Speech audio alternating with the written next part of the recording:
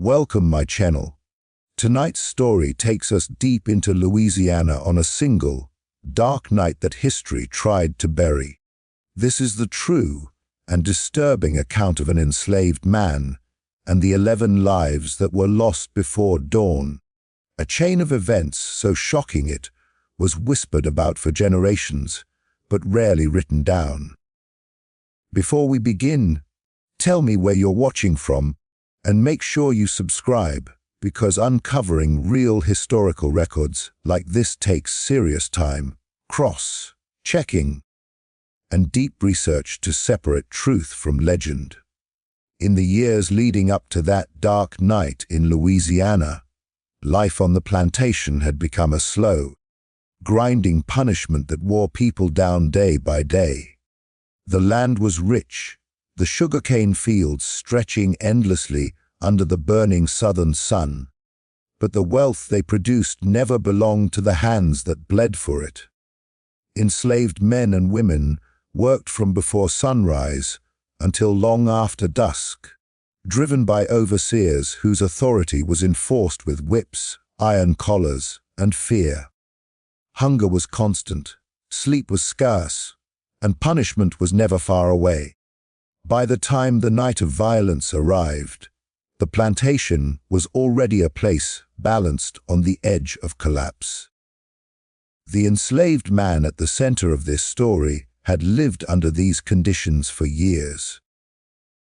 He had watched family members sold away without warning, seen children punished like adults, and learned that silence was often the only way to survive. The plantation's owners demanded absolute productivity, especially as profits from sugar rose. Any delay in the fields was treated as defiance. Any mistake was considered rebellion. Overseers were instructed to set examples, and they did so publicly, making sure pain was witnessed by everyone. The sound of lashes cutting through skin became part of daily life, as common as the hum of insects in the fields. What made this plantation especially volatile was the recent change in management. A new overseer had arrived months earlier, known for his cruelty and impatience. He believed fear was the most effective tool of control, and he used it relentlessly. People were whipped for exhaustion, beaten for speaking out of turn, and chained for imagined slights. Even elders who had survived decades of bondage were not spared. This escalation created an atmosphere of constant tension, where every movement felt dangerous and every breath came with risk. At night, the enslaved quarters were filled with quiet murmurs and suppressed anger. People spoke in whispers about the injustices they endured, about the families torn apart, about how much more punishment they could bear. The man at the center of the coming tragedy was often silent during these conversations, listening more than speaking. Those who knew him said his eyes had changed over time.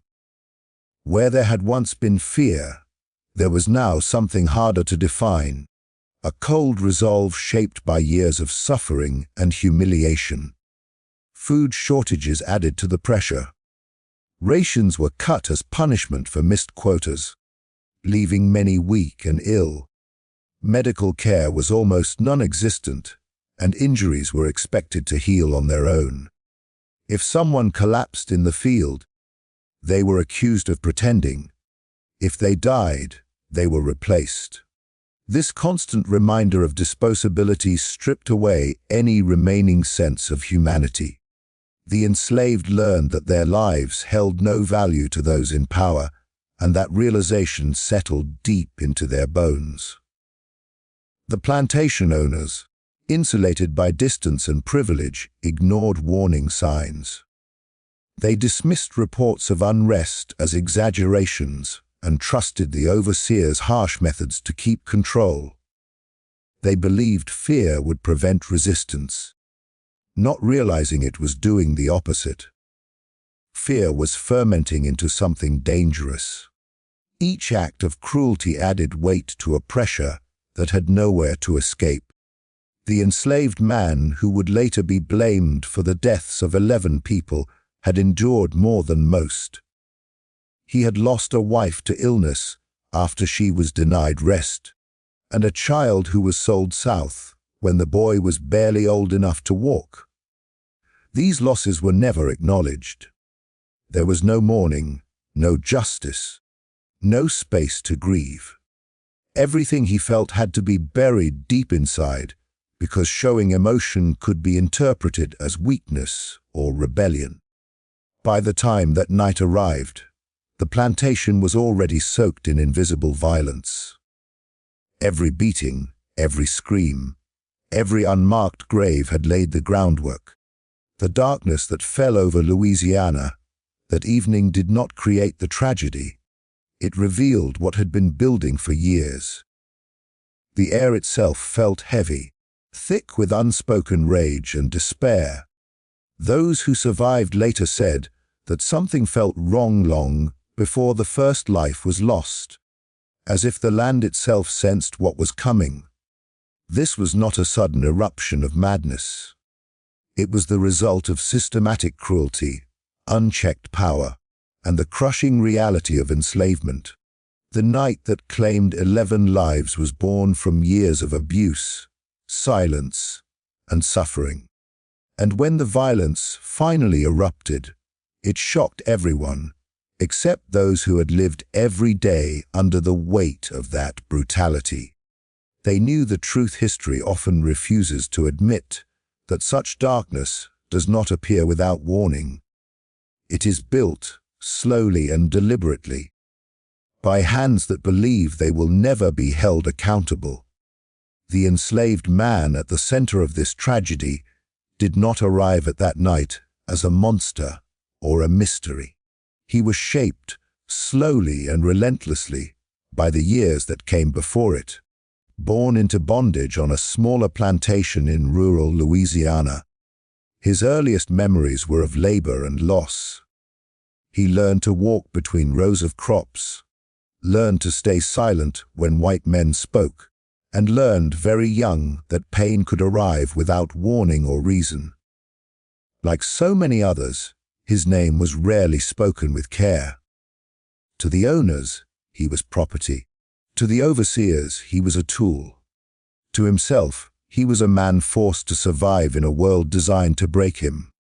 As a boy, he showed signs of intelligence and physical strength. He was quick to learn routines and strong enough to handle heavy work early on. These qualities, instead of protecting him, made him valuable, and value on a plantation often meant harsher expectations. By his late teens, he was moved to the larger Louisiana plantation, where this story unfolds, sold without explanation, separated from the few relatives he had known. That sale marked a turning point. From that moment on, he understood that nothing in his life was stable, not family, not place, not even identity. On the new plantation, he was assigned the most demanding labor. Long hours cutting cane under a brutal sun hardened his body, but it also hardened something inside him.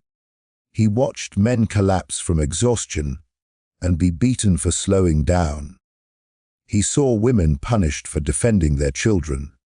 He learned that justice did not exist for people like him. Over time, survival meant emotional restraint. He spoke less, reacted less, and kept his thoughts hidden. Those around him noticed his silence, but few understood what it meant. Silence, for him, was armor. Despite everything, he formed a small family. He took a partner among the enslaved women, and for a brief time, built a fragile sense of belonging. They shared stolen moments at night, whispered plans that could never be spoken aloud, and dreamed quietly of a life that seemed impossibly distant. When a child was born to them, it gave him a reason to endure. For a while, that child was the only light in his world, a reminder that something human still lived inside him. That light did not last. The child was sold during a routine transaction, taken away with no warning. The mother fell ill soon after, weakened by grief and overwork. When she died, there was no ceremony, no marker, no pause in labor. He was expected to return to the fields the next day, as if nothing had happened. That was the moment, according to those who later reflected on his behavior, when something in him changed permanently. Not rage exactly, but a deep, quiet fracture. From then on, he moved through life as if already half gone. The overseers noticed his withdrawal and interpreted it as defiance. He was punished more frequently, accused of insolence for minor things, standing too slowly, not lowering his eyes quickly enough, pausing too long for breath. Each punishment added another layer of resentment, another reminder that submission would never earn mercy. Still, he did not lash out. He endured, because endurance was all he had left. Those who worked beside him later said he was not cruel, nor violent by nature. He shared what little food he had. He helped others when he could. But he carried an intensity that unsettled people. His gaze lingered. His movements were deliberate. It was as if he was constantly measuring the world around him, watching, remembering. Years of humiliation had taught him every weakness in the system that controlled him, every blind spot, every moment of carelessness, every assumption that enslaved men were incapable of thought beyond obedience. In the months leading up to the night of violence, tensions rose sharply. Punishments increased. Surveillance tightened. Rumors of rebellion elsewhere circulated quietly among the enslaved, though no one dared speak of action. The man at the center of it all said little, but those closest to him sensed that he was no longer merely surviving.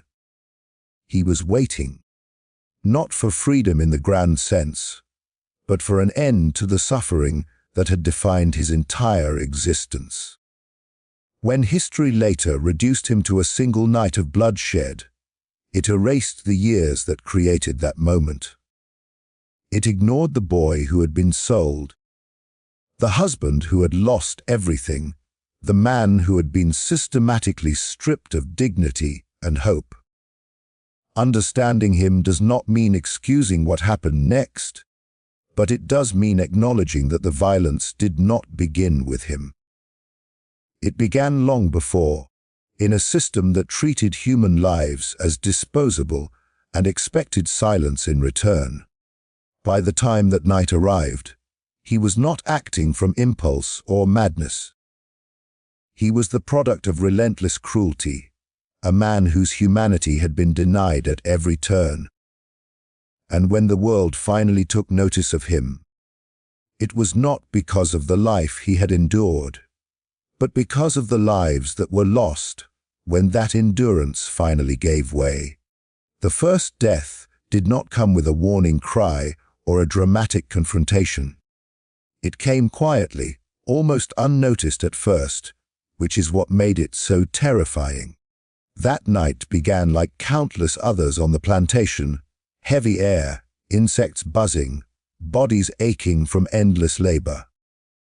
The enslaved quarters were settling into uneasy sleep, while the big house stood lit by lanterns, its occupants unaware that something irreversible was about to unfold. No one knew it yet, but the fragile balance that had held for years was finally breaking. According to later accounts, the man at the center of the tragedy had been pushed beyond endurance earlier that day. A minor mistake in the fields, disputed by witnesses, led to a public punishment meant to humiliate him. He was beaten in front of others, not for correction, but as a warning. The overseer wanted to remind everyone who held power. What he failed to understand was that this particular act of cruelty landed on a man who had nothing left to lose. The punishment ended, the work resumed, and by sundown, everything appeared normal on the surface. Beneath it, something had shifted. That night, the plantation was unusually quiet. Even the usual drunken laughter from the overseer's quarters was absent. Some later said the silence felt wrong, like the stillness before a storm. The enslaved man did not return to his sleeping area. Instead, he moved through the darkness with purpose, using his deep familiarity with the plantation's routines and shadows. Years of observation had taught him where guards were lax, where lantern light did not reach, where footsteps would not be heard. The first death occurred near one of the storage buildings, away from the main house. The victim was not the overseer himself, but a man associated closely with the system of punishment, someone who had enforced rules with cruelty and taken satisfaction in it. There was no struggle heard, no alarm raised. By the time the body was discovered hours later, rigor had already begun to set in. The shock of that discovery rippled outward quickly, but at the moment it happened, the plantation slept on, unaware that a line had been crossed. What followed was not a sudden frenzy, but a calculated unraveling. Once the first life was taken, the fragile illusion of control collapsed. Fear, once a tool used against the enslaved, reversed direction. Those who later reconstructed the night said, it was as if a door had opened and could not be closed again. Each subsequent death came faster than the last, spreading across different parts of the plantation as confusion replaced order. Some tried to intervene. A few shouted warnings. Others ran for help. But panic works against coordination, and the plantation's reliance on rigid hierarchy proved to be its weakness. Orders were delayed. Guards hesitated. People assumed someone else would act. In that confusion, the violence spread. The enslaved man moved through spaces he knew intimately, while his victims were trapped by complacency, disbelief, or fear. By the time the alarm was fully raised, it was already too late. The night had slipped beyond anyone's control. Fires were nearly started, lanterns knocked over, doors left open. The plantation, built on the idea of absolute dominance, revealed how fragile that dominance truly was when fear changed sides.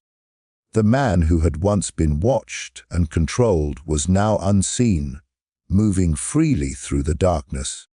Those who survived later struggled to describe what they witnessed. Some claimed the man moved like a ghost, appearing and disappearing without sound. Others said the chaos made it impossible to know who was responsible for what. What is clear is that after the first death, restraint vanished. The carefully maintained system of control collapsed into pure survival. People acted on instinct, fear, and desperation. By dawn, 11 lives were lost. The fields that had seen so much suffering were now stained with a violence that could no longer be hidden. When authorities arrived later, they focused only on the outcome, not the cause. They asked how one man could do so much damage in a single night, but never asked why the conditions existed for it to happen at all. The first death marked the point of no return. It was the spark that ignited years of suppressed rage, grief, and injustice. Everything that followed that night traced back to that single moment, when the system finally failed to contain the consequences of its own brutality. History would later reduce the event to numbers and rumors, but those who lived through it knew the truth. The night did not spiral out of control because of madness alone.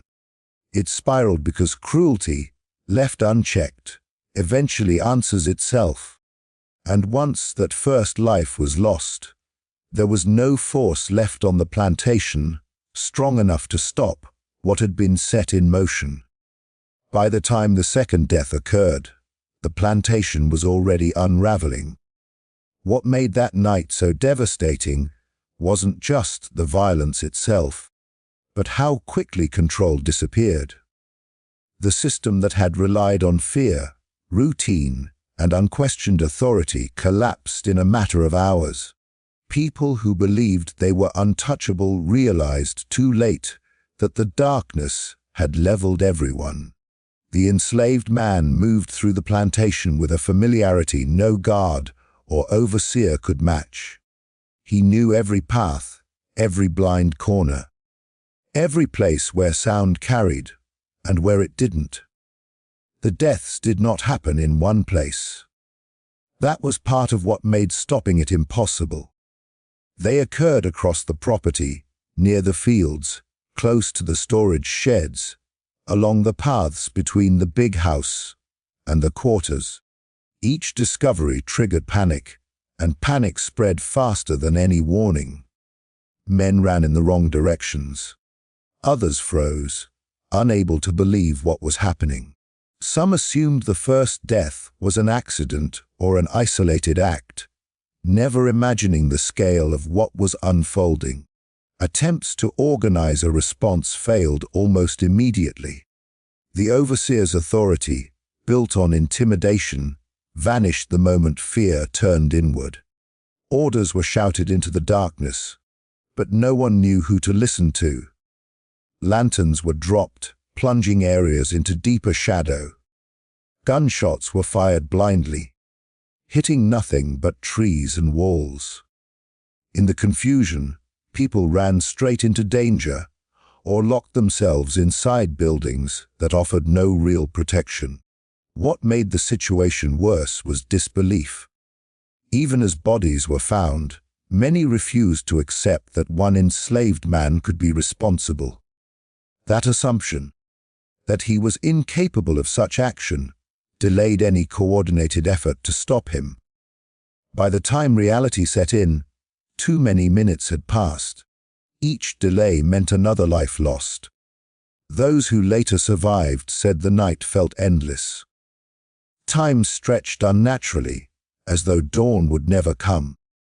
Every sound became a threat: footsteps, breathing, the creak of wood. People turned on one another, accusing, shouting, pushing past each other in terror. The plantation, once rigidly controlled, became a maze of fear and confusion. Some tried to flee entirely, running into the surrounding swamps and woods without supplies or direction. Others barricaded themselves, hoping the danger would pass them by. But the violence did not follow logic or mercy. It followed opportunity. And opportunity was everywhere in a place built on exploitation and imbalance. The enslaved man did not move randomly. Witnesses later noted that those who died had direct ties to punishment, enforcement, or cruelty. Whether intentional or coincidental, that pattern deepened the horror. It made the violence feel purposeful rather than chaotic, which terrified those who realized they might be next. There was no negotiation, no warning, no chance to reason. The roles that had defined life on the plantation no longer mattered. As the body count rose, any hope of stopping it vanished. People were too scattered, too frightened, too disoriented. The plantation's isolation worked against it. Help was miles away, and no one could reach it in time. Even if they could, no one fully understood what was happening inside the darkness. By the time the sky began to lighten, 11 people were dead. The ground bore witness to what fear and brutality had produced. Survivors emerged slowly, shocked and exhausted, stepping over debris and blood-stained earth. The silence that followed was heavier than the screams that had come before. No one spoke. No one celebrated survival. There was only the understanding that something irreversible had occurred. When authorities eventually arrived, they focused on containment and blame, not comprehension. They asked why no one stopped him, ignoring the reality that the system itself had ensured no one could. The plantation had been designed to suppress humanity, not to respond to crisis. When that suppression failed, there was nothing left to hold it together. The 11 lives lost before sunrise became numbers in records, but those who were there remembered faces, voices, and moments. They remembered how quickly power dissolved, how fear reshaped everyone it touched, and how a night that should have ended like any other instead exposed the fragility of a system built on cruelty. That night proved something history often avoids, admitting violence bred by oppression does not follow rules, schedules, or expectations. Once unleashed, it cannot be neatly contained. And when the sun finally rose over the Louisiana fields, it illuminated more than bodies. It revealed the consequences of a world that had mistaken control for stability and silence for peace. When the sun finally rose, it did not bring relief, it brought exposure. The plantation stood frozen in a state of shock, as if daylight itself was unwelcome. What had happened during the night could no longer be hidden by darkness, yet no one knew how to speak about it. Bodies lay where they had fallen, covered hastily with cloth or left untouched, as people moved around them in disbelief. Survivors avoided eye contact, stepping carefully, as though the ground itself had become unstable.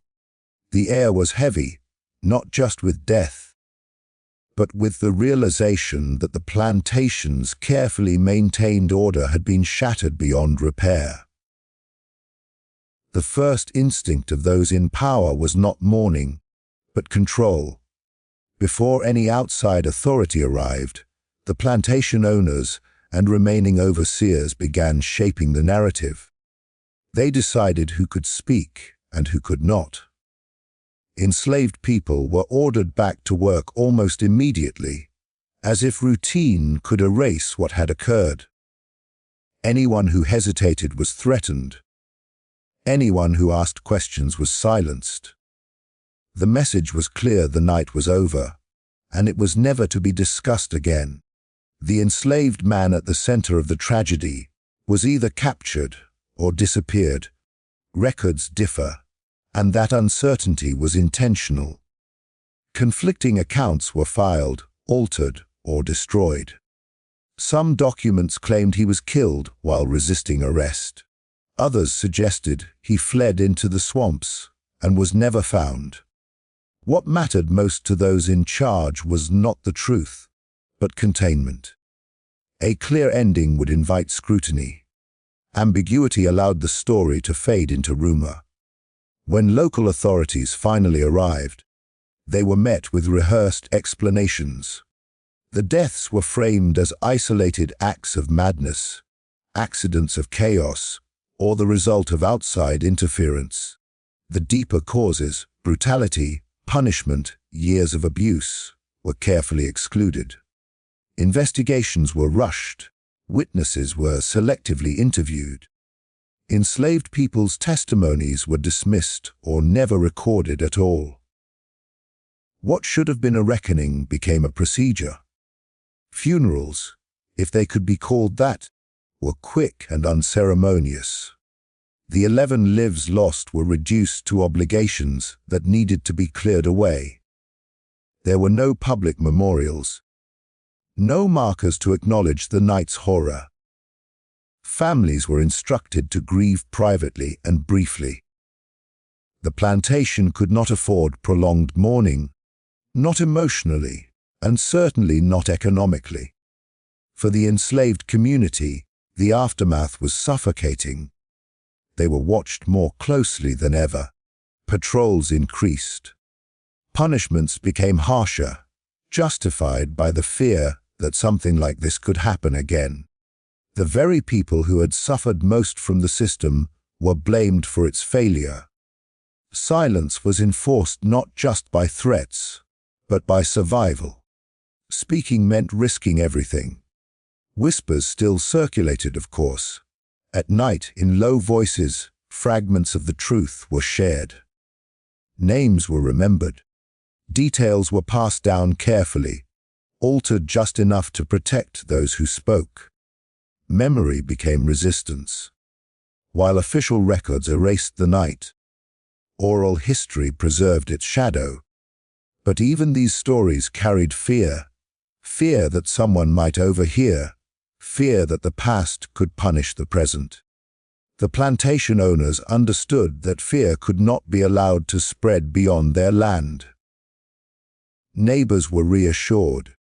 Letters were written describing the event as exaggerated or resolved. The region could not afford a reputation for instability. Slavery depended on the illusion of control, and that illusion had to be repaired quickly. Any hint that the enslaved could disrupt the system so completely was dangerous. Over time, the night was reduced to a footnote, if it appeared at all. County records mentioned disturbances without detail. Deaths were logged without explanation. Future generations reading those documents would find gaps where truth should have been.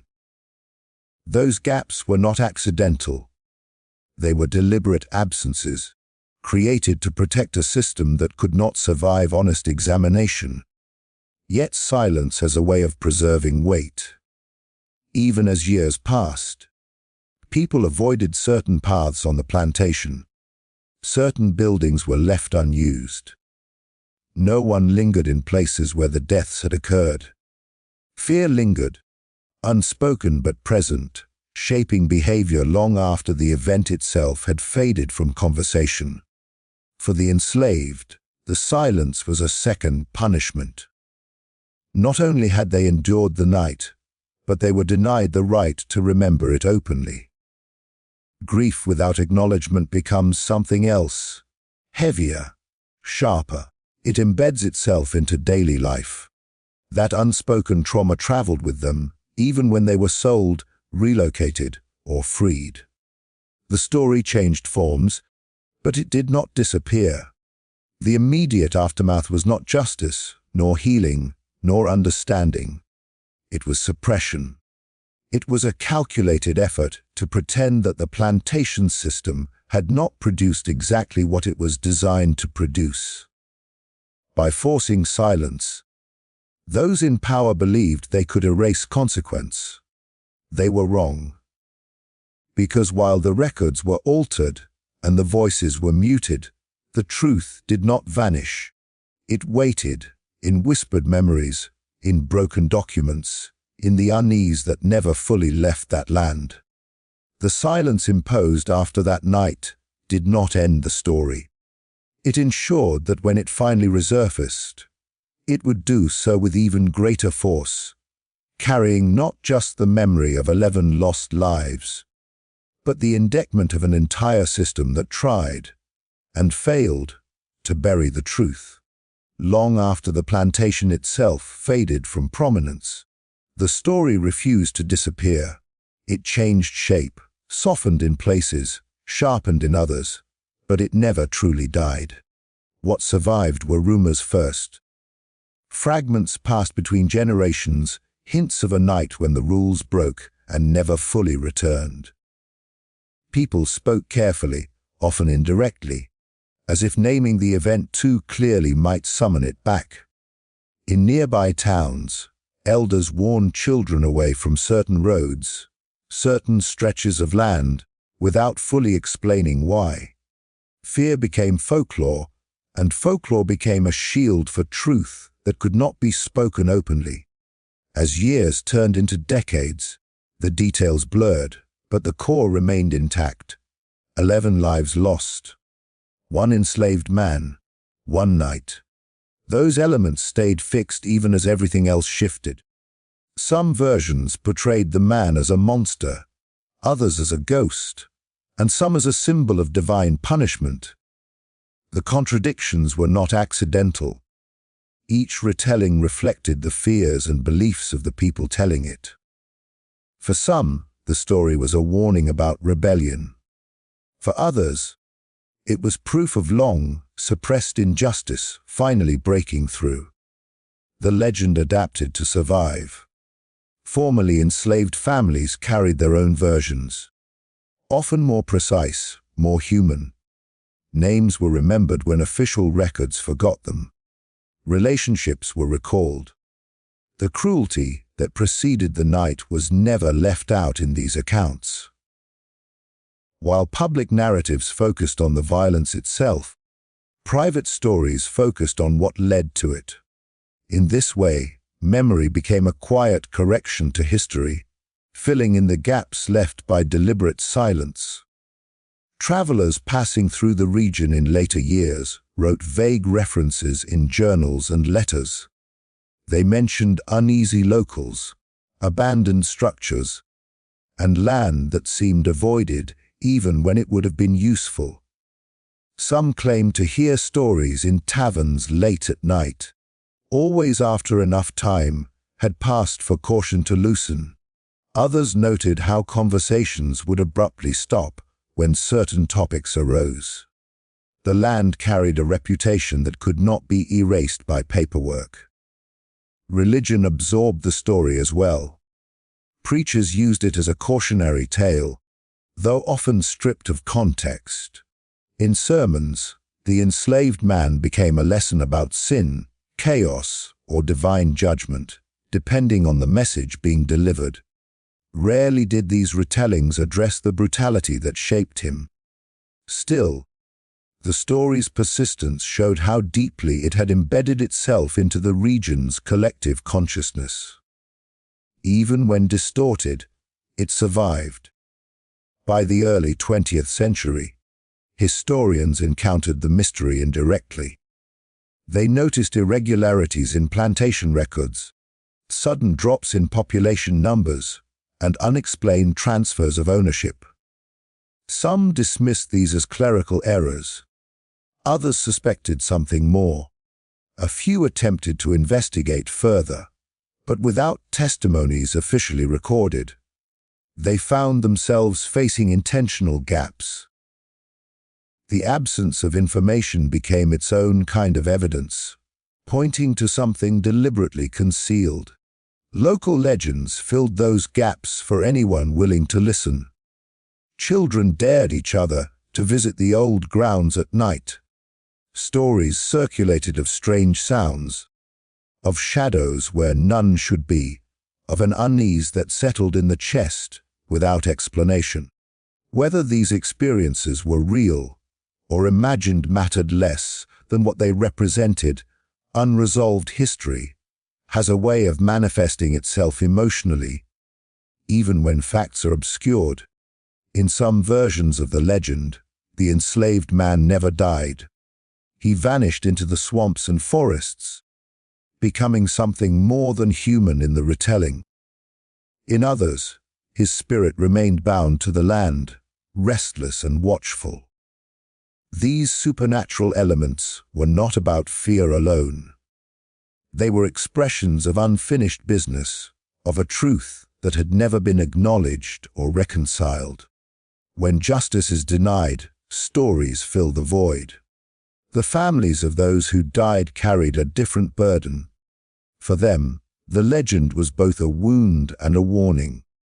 Some tried to distance themselves from it, changing names, relocating, refusing to discuss their connection. Others leaned into a version that framed the deaths as senseless tragedy, carefully removing any mention of systemic cruelty. In doing so, they sought absolution through reinterpretation. What united all versions was an understanding that the night marked a turning point. After it, nothing felt as stable. Control, once assumed to be permanent, revealed itself as fragile. Even those who benefited from the system sensed that something fundamental had cracked. That awareness lingered, influencing decisions, shaping attitudes. and fueling anxieties long after the original actors were gone. As modern researchers began revisiting suppressed histories, fragments of the truth resurfaced. Oral histories were compared. Property records were re-examined. Patterns emerged that aligned too closely to ignore. While no single document could fully reconstruct the night, together they formed a silhouette of events that matched the legends with unsettling accuracy. The line between myth and history blurred, not because one replaced the other, but because both were pointing to the same unresolved reality. Today, the story remains unsettled. It exists in books, whispered accounts, academic debates, and local memory. It challenges neat explanations and resists closure. That resistance is its power. It reminds us that history is not only what is written down, but also what is intentionally left out, and that the consequences of silence can echo far longer than the events that caused it. The unanswered questions are part of the legacy. They force us to confront uncomfortable truths about violence, oppression, and accountability. The legend survives not because people enjoy fear, but because forgetting would be easier, and forgetting would be dishonest.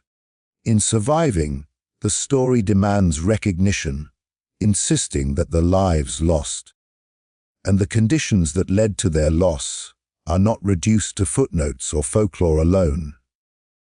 In that way, the mystery is not a failure of history. It is a testament to it. The past spoke even when it was silenced, and it continues to speak, as long as there are those willing to listen beyond the official record.